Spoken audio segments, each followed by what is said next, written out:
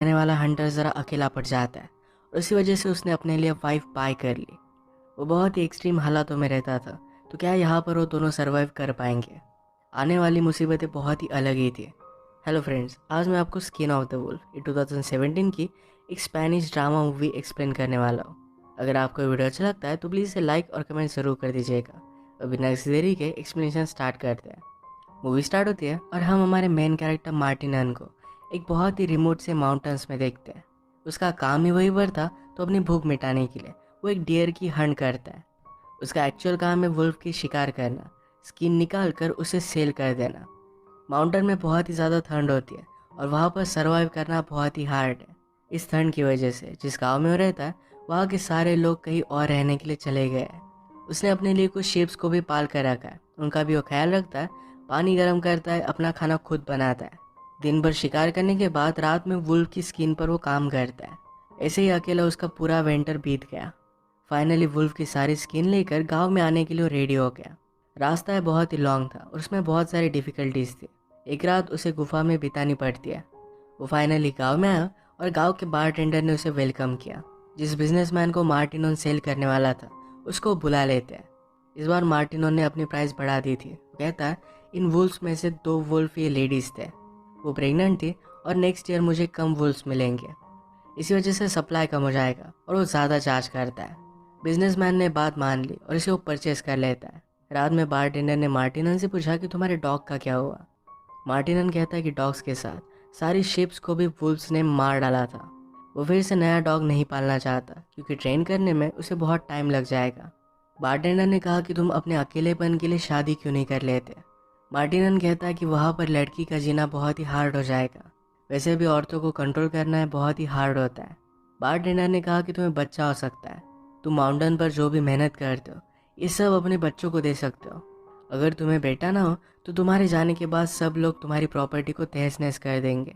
मार्टिनन ने कहा कि ऐसा कुछ होने से पहले सारी चीज़ों को आग लगा देगा। इसके बाद उसने गांव में वुल्स के लिए ट्रैप्स बनवाए। वो एक लड़की से मिलने के लिए आता है जो विडो थी, उसे भी अपनी फिजिकल नीड्स थी, तो ये दोनों एक दूसरे को कुछ भी ना बोलते हुए इंटीमेट हो जाते हैं। इनकी इस तरीके की रिलेशनशिप बहुत दिनों से चल रही थी।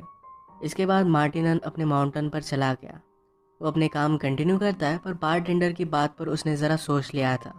वो रेडी होकर फिर से गांव में आ गया। जिस लड़की के साथ वो इंटीमेट हुआ था उसका नाम है पास्क्यूला, उसके फादर का नाम है मार्शियल। पास्क्यूला के बदले कुछ पैसे और वुल्फ की स्किन उन्हें ऑफर की। मार्शल उसे अपनी बेटी सेल कर देते हैं। वो पास्क्यूला को अपने साथ माउंटेन पर लेकर आता है। उसे उसके काम में हेल्प करने लग गई। उसके साथ इंटीमेट होता है और ये अपने काम कंटिन्यू करते हैं। पास्क्यूला की तबीयत ज़रा ख़राब हो गई थी। एक दिन उसने मार्टिनन से कहा कि वो प्रेग्नेंट है। मार्टिनन बच्चे के लिए क्रीब बनवाना स्टार्ट कर देता है। पास्कुला ने पूछा कि क्या तुम्हें यहाँ से कहीं जाने का मन नहीं करता। मार्टिनन ने कहा कि मैं यहाँ पर ठीक हूँ। पास्कुला कहती कि तुम यहाँ पर अकेले हो, अगर तुम्हें कुछ हो जाता है तो फिर तुम क्या करोगे। मार्टिनन ने कहा कि आप यहाँ पर सर्वाइव करना सीख जाते हो, तुम्हें भी इन सब की आदत हो जाएगी, और अब मैं अकेला नहीं हूँ तो तुम मेरे साथ हो। एक दिन जब वो वुल्फ की शिकार करने के लिए गया और जब वो वापस आता है तब पास्कुला ज़मीन पर नीचे गिरी थी। अपनी प्रेगनेंसी और बीमारी की वजह से वो बहुत ही वीक हो गई थी। मार्टिनो उसका बहुत अच्छे से ख्याल रखता है। स्नो बहुत ही ज़्यादा बढ़ चुका था। पास्कुला को बहुत तकलीफ होती है। बेबी को बर्थ देते देते ही बेबी और उसकी दोनों की डेथ हो जाती है। इस बात से मार्टिनन बहुत ज़्यादा डिस्टर्ब हो गया। बेबी के लिए उसने जो क्रिब बनवाई थी इसे वो तोड़ देता है। पास्कुला और उसके बेटे के लिए उसने ग्रेव बनवाई। गुस्से में आसपास की सारी ग्रेव्स को तोड़ने लगता है। उसने उसकी बॉडी को बांध दिया और वैसे ही वो पास्कुला के फादर के पास उसे लेकर आया। वो मार्शल से कहता है कि तुम्हें पहले से पता था कि वो बीमार है और प्रेग्नेंट है, फिर भी तुमने उसे मेरे साथ भेज दिया। मार्शल ने कहा कि वो एक विडो है और वो प्रेग्नेंट होती तो गांव के लोग हमें बर्बाद कर देते। मार्टिन ने पूछता है कि अब तुम लोगों से क्या कहोगे कि मैंने उसे मार दिया। मार्शल कहता है कि किसी को कुछ भी पता नहीं चलेगा। मुझे लगा था कि पास्कुला को जब बेबी होगा तुम्हें लगेगा तुम्हारे बेबी है, इस वजह से सारी प्रॉब्लम सॉल्व हो जाएगी। मार्टिनन कहता है कि तुम्हारी बेटी को तुमसे ज़्यादा प्यार था। मार्टिनन कहता है कि पास्कुला सिर्फ तुम्हारी वजह से मेरे साथ आई थी, तुमने कभी भी उसके बारे में कुछ भी सोचा नहीं। अब वो गुस्सा था और पास्कुला के लिए उसने मार्शल को जो भी पैसे दिए थे उसे वापस चाहिए थे। ये पैसे लेने के लिए नेक्स्ट विंटर में आने वाला है। वो वापस माउंटेन में चला गया। पास्कुला के सारे कपड़े उसने जला दिए।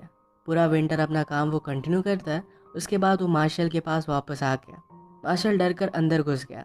मार्टिनन अंदर आया तो मार्शल ने अपनी दूसरी बेटी उसे दिखाई। वो कहता है कि अगर तुम इससे शादी करते हो तो ये तुम्हारे साथ आने के लिए रेडी है।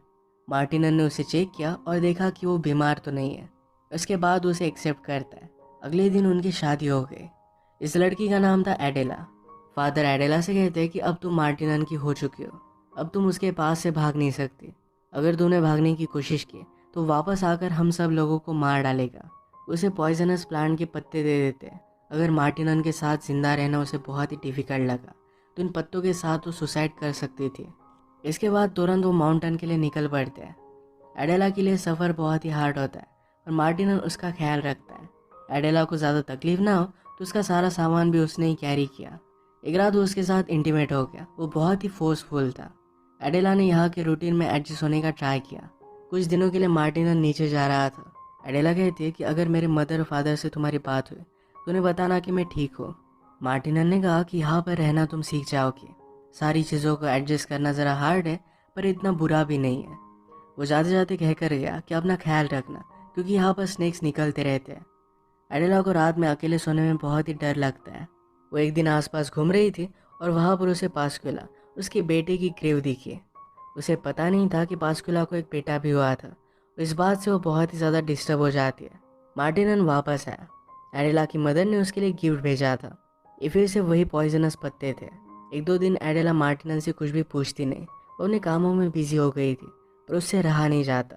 उसने कहा कि पास्कुला के पास एक छोटी ग्रेव भी थी, क्या तुम्हारा बेटा भी था?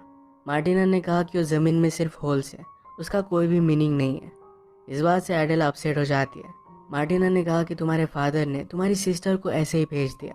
वो बीमार थी और प्रेग्नेंट थी और इसी वजह से उसकी डेथ हो गई। एडेला इस बात पर बिलीव नहीं करती और वो मार्टिनन को बहुत हेट करती है। वो बहुत रोई। एक दिन उसने रियलाइज़ किया कि उसका पेट निकल रहा है और वो प्रेग्नेंट है। इस बात से उसे बहुत ज़्यादा घिन आती है। ये वो मार्टिनन से छुपाना चाहती थी पर ये बात वो देख लेता है। अपनी प्रेगनेंसी की वजह से उसे बहुत ही वीक लगता है तो मार्टिनन उससे कुछ भी काम नहीं करवाता। उसका उसने ख्याल रखने का बहुत ट्राई किया। एडेला को लगने लग गया था कि मार्टिनन ने पास्कुला को मार डाला। इस वजह से उसकी हेट बहुत ही ज़्यादा बढ़ चुकी थी। उसके साथ रहना उसे अच्छा नहीं लगता था। वो जब काम पर गया था तो उन्हें मदर की पॉइजनस प्लांट उसने निकाले। इसे वो कूटकर चाय पत्ती में डाल देती है। रोज़ खाना खाने के साथ जब मार्टिनन चाय लेता था तो इसमें उसे मिक्स कर देती। रोज़ के काम करने में मार्टिनन को ज़रा वीकनेस आने लग गई। वो इस न्यू बेबी के लिए भी क्रिप बनाने लग जाता है। इस टाइप की टी एडेला मार्टिनन को देना कंटिन्यू करती है। वो इतना वीक हो चुका था कि एडेला के वो पास नहीं आता। एक दिन मार्टिनन जब शिकार करने के लिए जाता है तो मौके का फ़ायदा उठाकर एडेला वहाँ से भागने की कोशिश करती है। वुल्फ को पकड़ने के लिए पूरे माउंटेन पर मार्टिनन ने ट्रैप्स बिछा कर रखे थे। ऐसे एक ट्रैप में फंसकर एडेला इंजर्ड हो गई। वो ऐसे ही निकलने की बहुत कोशिश करती है पर आगे चलकर बेहोश हो जाती है। मार्टिनन जब उसे ढूंढ नहीं पाता तो बहुत ही वरीड हो गया। हर जगह पर घूमने के बाद उसे फाइनली ढूंढ ही लेता है। वो भी सांस ले रही थी पर उसकी हालत बहुत ही ज़्यादा ख़राब है। उसने उसे हीट दी और अच्छे से ख्याल रखा। इस इंसिडेंट की वजह से एडेला का मिसकैरेज हो गया। अच्छे से ख्याल रखने के बाद एडेला ज़रा ठीक हो गई। मार्टिनन समझ गया था कि अब वो उसके साथ नहीं रहना चाहती। उसे कहता है कि विंटर अब बढ़ने वाला है, दिन छोटे हो जाएंगे, अगर तुम्हें जाना है तो चली जाओ। एडेला बहुत रोई पर वो फाइनली फ्री थी। अगले दिन मार्टिनन उठा तो अकेला था। एडेला जा चुकी थी। वो अपने लिए टी बनाता है और फिर उसे शक आया कि शायद इस टी में कुछ हो सकता है। उसने सारे टी के पॉट्स को चेक किया, उसमें पॉइजनस प्लांट उसे मिल गया। वो समझ गया कि एडेला ने उसके साथ क्या किया था। उसने अपने होने वाले बेबी के लिए जो क्रीप बनाई थी इसे लेकर वो बैठ जाता है। उसे बहुत बुरा लगता है। उसकी हालत और भी ज़्यादा बिगड़ने लग गई थी। अगर उसकी डेथ हो जाती है तो जिन कोर्ट्स को उसने पाल कर रखा है उनका ख्याल कोई भी रख नहीं पाएगा, उनकी भी डेथ हो जाएगी और इसी वजह से उन्हें वो फ्री कर देता है। फाइनली सब चीज़ों के लिए उसे रोना आता है। उसे विंटर में उसकी डेथ हो गई। मार्टिनन ने अपनी पूरी लाइफ एक जंगली आदमी की तरह ही बिताई थी। अपना प्यार जताना उसे आता नहीं था। वो बातें सही तरीके से एक्सप्लेन नहीं कर पाया और अपना प्यार एडेला को जता नहीं पाया। एडेला को भी ज़बरदस्ती से उसके फादर ने सेल कर दिया था। वो बास्कुला और उसकी बेबी की डेथ के लिए मार्टिनन को ही जिम्मेदार मानती थी और इसी वजह से उसने उसे मार दिया। इसे एक डार्क एंडिंग के साथ ही मूवी एंड हो जाती है। अगर आपको एक्सप्लेनेशन अच्छा लगा तो प्लीज़ इसे लाइक और कमेंट ज़रूर कर दीजिएगा। बहुत सारी मूवीज़ लेकर आते रहते हो तो प्लीज़ इस चैनल को सब्सक्राइब कर दीजिए और बेल नोटिफिकेशन आइकन दबाने मत भूलिएगा। हम फिर से मिलेंगे और एक नए मूवी के साथ। तब तक के लिए थैंक यू और आप अपने आप का ख्याल रखिए।